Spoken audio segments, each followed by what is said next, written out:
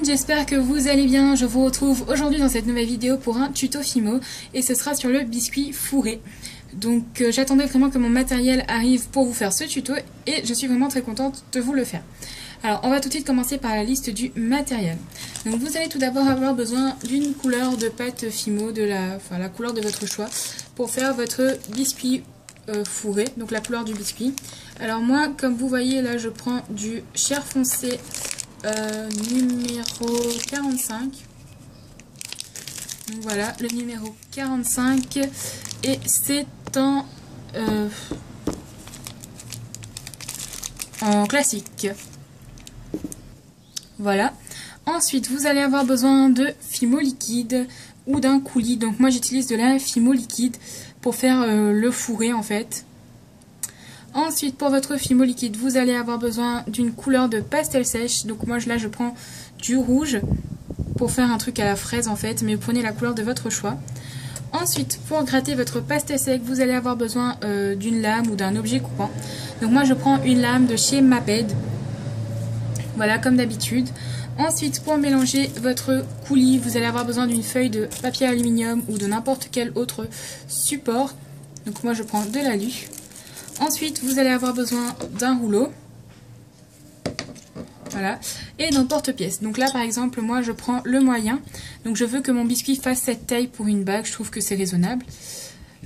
Et ensuite, pour le fourrer, on va utiliser l'emporte-pièce plus petit. Donc là, par exemple, voilà, moyen et petit. Donc on va commencer. Donc vous allez couper un bout de Fimo. Donc moi par exemple là je prends à peu près cette quantité de pâte. Ensuite vous allez malaxer votre pâte dans vos doigts et j'ai oublié un détail au début.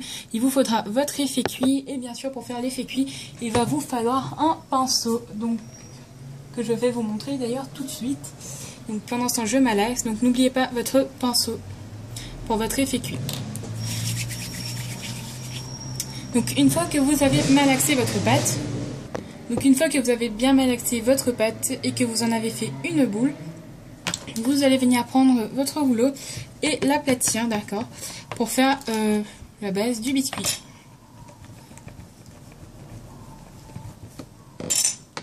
Donc vous prenez la taille d'emporte-pièce que vous avez choisie, voilà, et puis vous allez venir appuyer. Donc moi j'ai pris l'emporte-pièce moyen fleur. Ensuite, à l'aide d'un objet comme une lame par exemple, vous allez venir décoller votre travail. Et voilà. Ensuite, vous allez venir prendre l'emporte-pièce petit, donc la petite fleur, et vous allez venir vous placer à peu près au milieu donc de votre biscuit.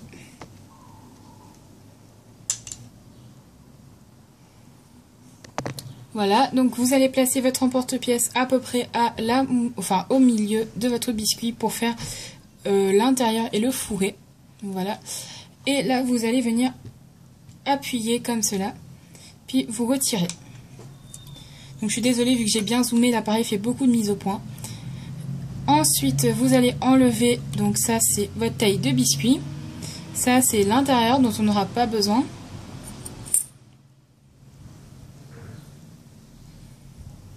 Voilà, vous allez prendre l'excédent de pâte de tout à l'heure plus ce que vous avez enlevé du milieu, comme ça, voilà. Et vous allez venir faire à nouveau un aplat.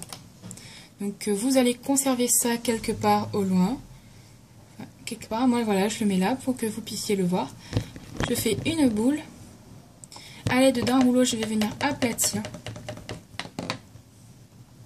J'aplatis assez épaissement, enfin une couche assez épaisse. Et je reviens prendre mon emporte-pièce de la taille de base de mon biscuit. Et je vais venir découper à nouveau dans ma pâte. Ensuite, je prends le biscuit que je vous ai mis tout à l'heure de côté. Et on va venir le positionner donc sur le nouvel aplat qu'on a fait.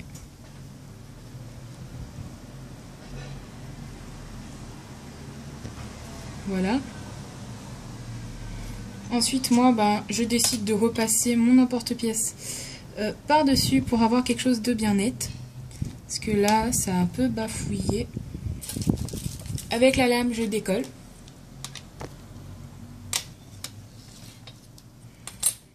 Et on vient retirer tout l'excédent de pâte qu'on n'a pas besoin.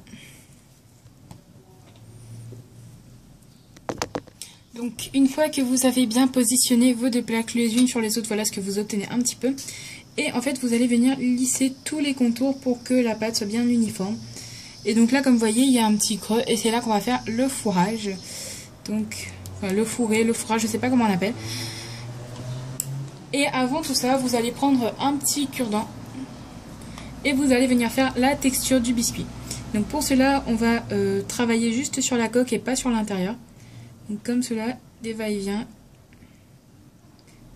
Donc si vous voulez, vous pouvez prendre une brosse à dents. Et moi d'ailleurs c'est ce que je fais. J'ai oublié de vous montrer ça au début. Donc je vais vous montrer ça tout de suite. Donc comme d'habitude, moi je ne prends pas de brosse à dents. Mais je prends mon pinceau découpage, celui-là. Voilà. C'est le numéro 05. Donc une fois que j'ai bien texturé tout ça avec le cure-dent, je vais venir prendre mon pinceau. Alors avec mon pinceau, ce que je fais, c'est que je viens juste en fait aplatir comme ça et ça va marquer correctement la texture que j'ai donnée.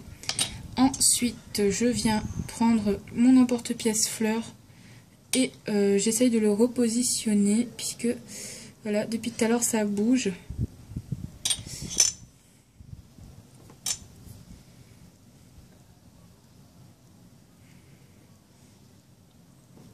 Voilà.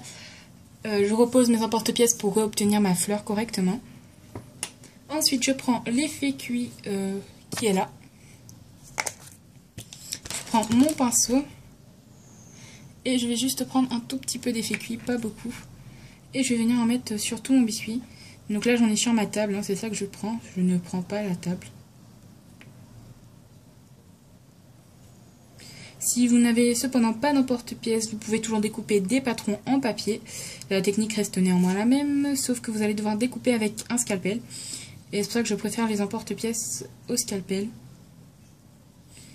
Comme vous voyez, je fais légèrement l'effet cuit, je ne fais pas beaucoup puisque un biscuit en général c'est assez clair. Ensuite on va passer au coulis, donc pour faire le fourré. Alors si vous avez des coulis tout près, la question ne se pose pas pour vous. Ceux qui vont utiliser ma technique, continuez à regarder la vidéo. Donc voilà, ça je vais laisser de côté. Vous allez maintenant prendre votre fimo liquide, votre aluminium et le pastel rouge que vous avez choisi, enfin la couleur que vous avez choisi néanmoins. Et on va venir sur un tout petit bout de l'aluminium mettre un tout petit peu de fimo liquide. Comme vous voyez, j'ai vraiment mis un tout petit peu de fimo liquide, voilà, ici, et c'est la première fois que j'utilise de la fimo liquide. Donc je prends mon pastel sec rouge et je viens gratter au-dessus comme ça.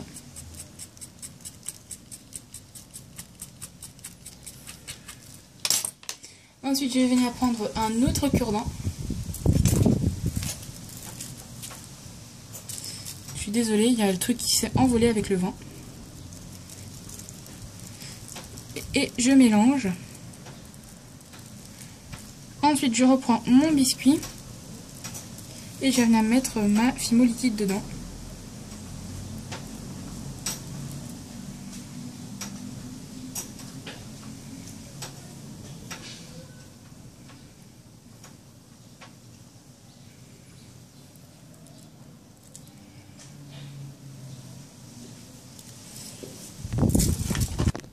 Donc voilà, je vous montre pas toute l'étape du remplissage puisque c'est assez long et ennuyeux. Donc vous continuez à remplir hein, jusqu'à ce que ce soit bon. Donc voilà, une fois que c'est terminé, le résultat que vous obtenez. Il ne vous reste plus qu'à mettre un clou à œil et de le passer au four. Ou si vous voulez le mettre en bague, ben, vous le passez au four tout de suite et puis vous le collez sur un support de bague. Donc un support de bague classique comme ça. Ou ce que vous voulez, voilà. C'est vraiment vous qui voyez, un petit clou à œil comme ça, ou un petit piton, voilà, tout ce que vous voulez. J'espère que la vidéo vous aura plu et je vous dis à très bientôt pour un nouveau tuto. Plein de gros bisous, bye bye.